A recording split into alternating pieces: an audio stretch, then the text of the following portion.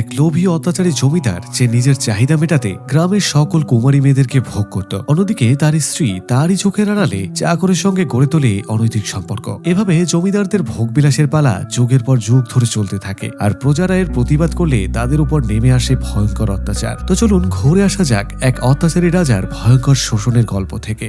গল্পের শুরুতেই আমরা রুদ্রাঙ্গিনী রাজ্যের মহারানীকে দেখতে পাই। তখন একজন চাকর এসে খবর দেয় যে মাল্লেশ ভাইয়ের মেয়ে এসেছে। এরপর রানী বাইরে আসলে আমরা গ্রামের একটা সাধারণ মেয়েকে দেখতে পাই। সে রানীকে জিজ্ঞেস করে যে মহলের জন্য তার বাবা প্রাণ দিয়েছে, এমনকি আজও যার রক্তই দেয়ালে লেগে আছে সেখানে তাকে কেন ডাকা হয়েছে। তখন রানী বলতে শুরু করে, আর সে বলে, তুমি কোনো সাধারণ মেয়ে না, আর তুমি যাকে বাবা বলছো সে তোমার আসল বাবা না। তাহলে বন্ধুরা, কে এই মেয়ে আর কেনই বা তাকে ডাকা হয়েছে? তো এভাবেই অনেকগুলো প্রশ্নের সাথে এই মুভিটি শুরু হয়। আর এখানে ঘটনা রানীর হাত ধরেই অনেক বছর আগে ফ্ল্যাশব্যাকে চলে যায়। এখানে আমরা দুটি শিশুকে গ্রামের ধুলোবালি মাখিয়ে খেলতে দেখতে পাই। ছেলেটির নাম ছিল মাল্লেশ আর মেয়েটির নাম ছিল রুদ্রাঙ্গিনী। এরা বাল্যকাল থেকেই স্বামী স্ত্রী ছিল, কারণ তাদের দাদাজান নিজের হাতেই তাদের বিয়ে দিয়েছিল। একদিন অত্যাচারী জমিদার ভুজুংরাও তার বৃদ্ধ দাদাকে কোনো একটা কারণে ধরে নিয়ে যায়। এরপর মাল্লেশ আর রুদ্রাঙ্গিনীর চোখের সামনেই তাকে নৃশংসভাবে অত্যাচার করতে করতে মেরে ফেলে। এখানে মাল্লেশ সর্বোচ্চ চেষ্টা করেও তার দাদাজানকে বাঁচাতে পারে না। জমিদারদের অত্যাচারী পেয়াদার সামনে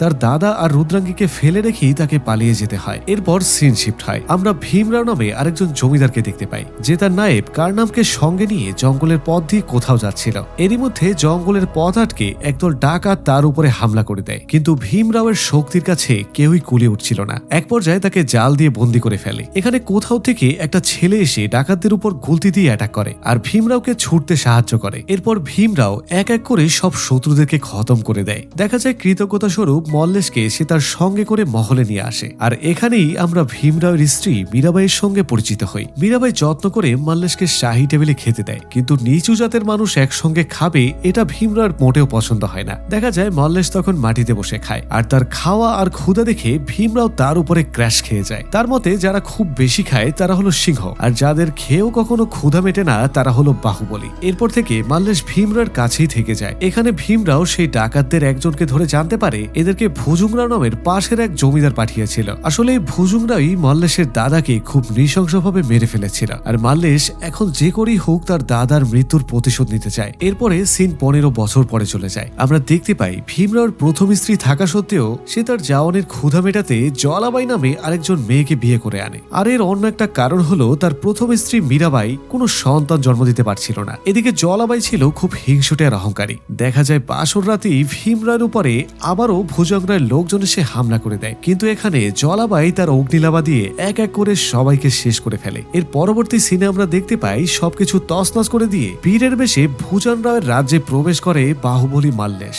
আর মাল্লেশ আগের থেকে অনেকটাই শক্তিশালী আর অনেক বড় হয়ে গিয়েছিল। দেখা যায় তার শক্তির সামনে সবকিছু একেবারে ধূলিসাৎ হয়ে যাচ্ছিল। এরপর সে ভুজংরাওকে সেই একইভাবে রশি দিয়ে বেঁধে রাস্তা দিয়ে টেনে হিঁচড়ে নিয়ে যায়, যেভাবে একদিন তার দাদাকে এখানে নিয়ে আসা হয়েছিল। দেখা যায় ভীমরাও এক গুলিতে তার বুক ঝাঁঝরা করে দেয়। এর ফলে মাল্লেশের প্রতিশোধ নেওয়া একেবারে শেষ হয়ে যায়। এদিকে নিজের দুশ্মনের ভবলীলা সাঙ্গ হওয়ায় ভীমরাও অনেকটা খুশি হয়ে যায়, আর এ কারণে সে প্রজাদেরকে খাবার জন্য আনাস আর মাস্তি করার জন্য অনেক দারু উপহার হিসেবে দেয়। আর ঠিক এখানেই গ্রামবাসী তাদের সবার পানির সমস্যার কথা বলে। তারা বলে যে জমিদারের দিকে থেকে দিনে মাত্র 1 ঘন্টার জন্য পানি দেওয়া হয়, আর সেই পানি দিয়ে খাওয়া কিংবা চাষাবাদ কিছুই হয় না। এখানে ভীমরাও খুশি হয়ে সারাদিন পানি থাকার বন্দোবস্ত করে দেয়। এরপর মাল্লেশ তাকে গ্রামে একটা স্কুল করার কথা বলে। এইটা সে পরে দেখবে বলে কথা এড়িয়ে যায়। এরপর সিন শিফট হয়। আমরা দেখতে পাই যে ভীমরাও তার নতুন বউয়ের সঙ্গে ফুলসজ্জা করতে যখন অন্দরমহলে আসে, তখন সে দেখতে পায় যে জলাবাই আগে থেকেই তার রূপ যৌবনের দোকান খুলে বসে আছে। কিন্তু মেয়ে হয়ে এতটা কামুক দেখে তার এই বিষয়টা একদম ভালো লাগে না, কারণ সিংহের কাছে যদি শিকার নিজে এসে ধরা দেয় তাহলে শিকারের আর আনন্দ কোথায়। ভীমরাওর ইচ্ছা হলো সে একটু জোর করবে এবং ছিনিয়ে নেবে, আর এখানেই তো আসল মজা। আর এ কারণে সে শিকারকে মোটেও স্পর্শ করে না। সে বলে যেদিন অবলা নারী হয়ে আসতে পারবে সেদিন তোমাকে শিকার করব। দেখা যায় সে জলাবাইকে অভুক্ত রেখেই তার প্রথম স্ত্রী মীরাবাইকে তুলে নিয়ে গিয়ে তার সঙ্গে ক্ষুধা মেটায়। অন্যদিকে সবাইকে আনন্দ করতে দেখে জলাবাইয়ের নজর পড়ে মাল্লেশের উপর। তার শক্তিশালী পেশি আর কঠিন ব্যক্তিত্ব দেখে জলাবাই তো একেবারে ক্র্যাশ খেয়ে যায়। এরপর জমিদার মশাই শিকারে চলে যাওয়ার পর জলাবাই লড়াই করার বাহানায় মালেশকে গিয়ে কিস করে আসে, আর সে তাকে বলে যে আমার বিছানায় তোমাকে চাই। এর মধ্যে ভীমরাও জঙ্গলে শিকার করতে গিয়ে সাদামাটা সুন্দরী একটা গ্রামের মেয়েকে দেখতে পায়। তার সাদামাটা মুখ আর কাঁচা শরীর দেখে তার মাথা পুরোপুরি নষ্ট হয়ে যায়। আসলে সে এমন মেয়ে মানুষই তো এতদিন ধরে চেয়েছিল। এরপর সে মেয়েটিকে গাড়িতে উঠিয়ে তার মহলের দিকে রওনা করে, কিন্তু পথের মধ্যে এক পাগলি এসে তার রাস্তা আটকে দেয়, আর এই সুযোগে মেয়েটি কোথাও যেন পালিয়ে যায়। কিন্তু মেয়েটিকে হারানোর দুঃখে ভীমরাও একেবারে পাগলের মতো হয়ে যায়। তার সমাজ সংসার কোনো কিছুতেই একেবারে মন বসছিল না। সে একা একা পাগলের মতো সেই জঙ্গলের মধ্যে সেই রহস্যময় মেয়েটিকে খুঁজে বেড়াচ্ছিল। অন্যদিকে জ্বালামুখী যে করেই হোক মাল্লেশকে এবং তার তাগড়া শরীরের স্বাদ নিতে চাইছিল, কিন্তু মণিভক্ত মাল্লেশ কোনোভাবেই তার ফাঁদে পা দেয় না। এমনকি সে জলাবাইয়ের জ্বলন্ত যৌবন থেকেও নিজেকে দূরে সরিয়ে রাখে। এদিকে যে করেই হোক ভীমরাও সেই অপরিচিতা মেয়েটিকে তার বিছানায় যাইছিল। এরপর সে তার রূপের বর্ণনা দিয়ে জলাবাইকে দিয়ে মেয়েটির একটা স্কেচ তৈরি করে, আর সেটা দেখতে হয় এমন। এরপর কোনো উপায় না পেয়ে সে মাল্লেশকে যেখান থেকেই হোক তার জন্য সেই মেয়েটিকে খুঁজে আনতে বলে,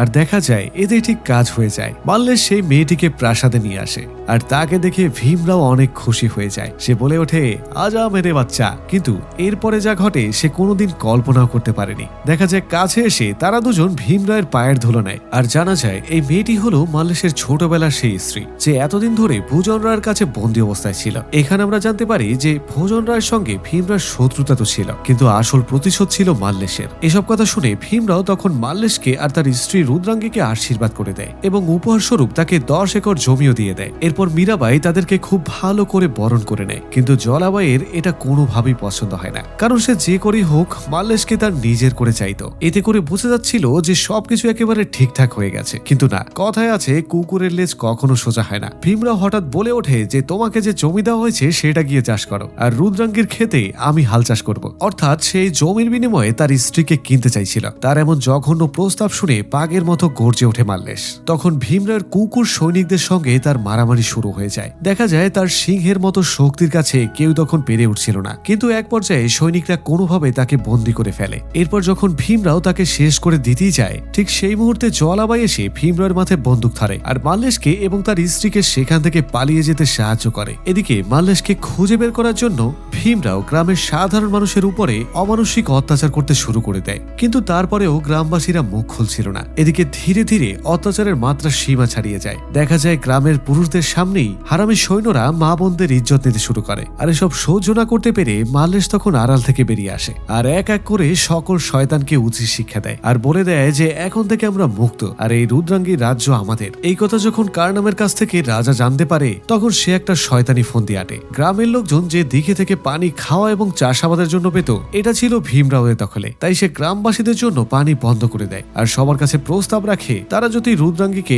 মাত্র এক রাতের জন্য তার বিছানায় পাঠায়, তাহলেই সে সবার জন্য পানি মুক্ত করে দেবে। কিন্তু গ্রামবাসী তার এমন জঘন্য প্রস্তাবে রাজি হয় না, কারণ তারা গরিব হলেও তাদের আত্মসম্মান ছিল। এভাবে ধীরে ধীরে তাদের কাছে থাকা পানি শেষ হয়ে আসে, ফসলের মাঠ ফেটে চৌচির হয়ে যায়, আর একে একে গরু মহিষ এমনকি পানির অভাবে মানুষ পর্যন্ত মারা যেতে শুরু করে। আর পানির অভাবে তাদের পরিস্থিতি এমন হয় তা একেবারে দেখার মতো ছিল না। দেখা যায় শেষ পর্যন্ত রুদ্রাঙ্গী নিজেই একটা কঠিন সিদ্ধান্ত নেয়। সে গ্রামবাসীকে বাঁচাতে ওই বদমাস ভীমরায়ের বিছানায় নিজের ইজ্জত কুরবানি করতে যায়, আর এতে মাল্লেশ নিজেও সায় দেয়, কারণ এই মুহূর্তে গ্রামবাসীকে বাঁচানোর জন্য আর কোনো পথই খোলা ছিল না। এরপর এই কথা যখন ভীমরাও জানতে পারে যে মাল্লেশ রাজি হয়ে গেছে, তখন এর সাথে সে আরো শর্ত জুটে দেয়। সে বলে যে রুদ্রাঙ্গীকে পেয়ে তার দেহের স্বাদ মিটবে, কিন্তু তার অহংকার ভাঙাতে মাল্লেশকে তার পায়ের কাছে গড়াগড়ি করতে হবে এবং সে যা বলবে তাই মানতে হবে। এরপর দেখা যায় শত কষ্ট থাকা সত্ত্বেও মাল্লেশ নিজের হাতে তার স্ত্রীকে সাজিয়ে গুছিয়ে রাক্ষস রাজা ভীমরায়ের কাছে নিয়ে যায়, আর এমনটা করতে তার বুকটা একেবারে ফেটে যাচ্ছিল।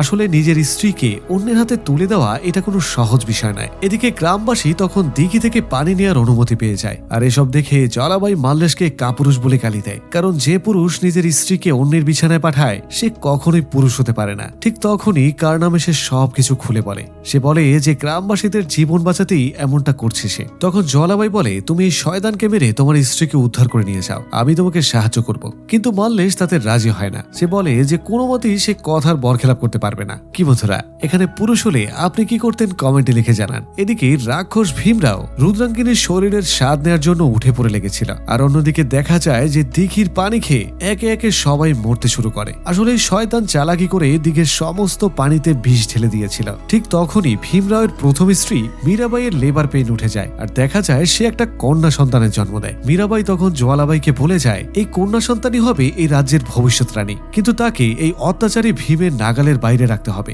সে যেন সবার মধ্যেই সাধারণ মানুষ হিসেবে বড় হয় আর তার বাবার মতো যেন অহংকারী না হয়। এরপর এই কন্যা সন্তানকে মাল্লেশের হাতে সঁপে দিয়ে মীরাবাই তখন দেহ ত্যাগ করে। আর ঠিক অন্যদিকে দেখা যায় যে ভীমরাওয়ের বিছানাতে রুদ্রাঙ্গীও তখন মারা যায়। আসলে রুদ্রাঙ্গী প্রতিজ্ঞা করেছিল মাল্লেশ বাদে যদি অন্য কোনো পুরুষ তাকে স্পর্শ করে তাহলে স্পর্শ করার আগেই যেন সে মারা যায়। আর এই কারণে যখন তাকে সাজিয়ে গুছিয়ে আনা হচ্ছিল তখন খাবার কথা বলে রুদ্রাঙ্গী বিষ খেয়ে নেয়। আর এভাবে প্রাণ দিয়ে হলেও নিজেকে পবিত্র রাখে রুদ্রাঙ্গিনী। এভাবে নিজের স্ত্রীকে মৃত অবস্থায় দেখে মাল্লেশ রাগে আগুন হয়ে যায়। সে এক এক করে অত্যাচারী রাজার সাম্রাজ্য ধ্বংস করে দিতে থাকে। এতে করে তাকে সাহায্য করে জ্বালাবাই নিজেই। মাল্লেশ সেই ছোট্ট নবজাতক শিশুটিকে তার বন্ধুর কাছে তাকে লালন পালন করার দায়িত্ব ভার দিয়ে যায়। আর সে বলে যায় যে প্রাণ দিয়ে হলেও এই মেয়েটিকে তুমি রক্ষা করবে, তাকে মানুষের মতো মানুষ বানাবে, আর এই অত্যাচারীর মহলটিকে একদিন তুমি বিদ্যালয় বানাবে। এই বলে মাল্লেশ তখন রণক্ষেত্রে প্রবেশ করে। এদিকে গ্রামবাসীরা একজোট হয়ে অত্যাচারী রাজার প্রাসাদ চুরমার করে দিচ্ছিল। এদিকে ভীমও কোনো অংশে কম যাচ্ছিল না, সে একাই সবার সঙ্গে সমানভাবে লড়ছিল।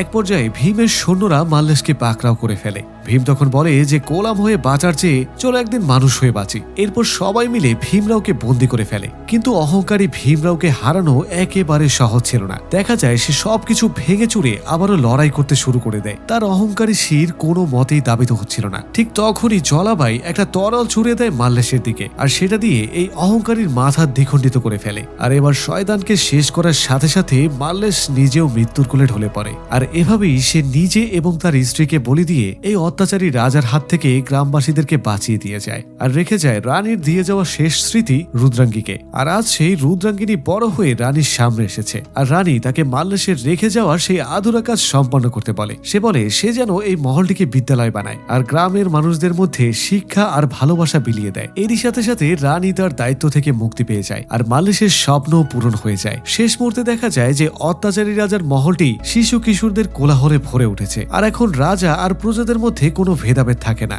এমন একটি সুন্দর মুহূর্তের সাথে এই অধ্যায়টি শেষ হয়ে যায়। তো বন্ধুরা, কেমন লাগলো মুভিটি কমেন্ট করে জানান। ভালো লাগলে একটি লাইক দিয়ে চ্যানেলটি সাবস্ক্রাইব করুন যাতে নতুন সব গল্প সবার আগে চলে যায় আপনার দরজায়। আর যাচ্ছি তবু যাচ্ছি না, দেখা হচ্ছে নতুন কোনো গল্প নিয়ে। ততক্ষণ পর্যন্ত ভালো থাকুন, সুস্থ থাকুন, আল্লাহ হাফেজ।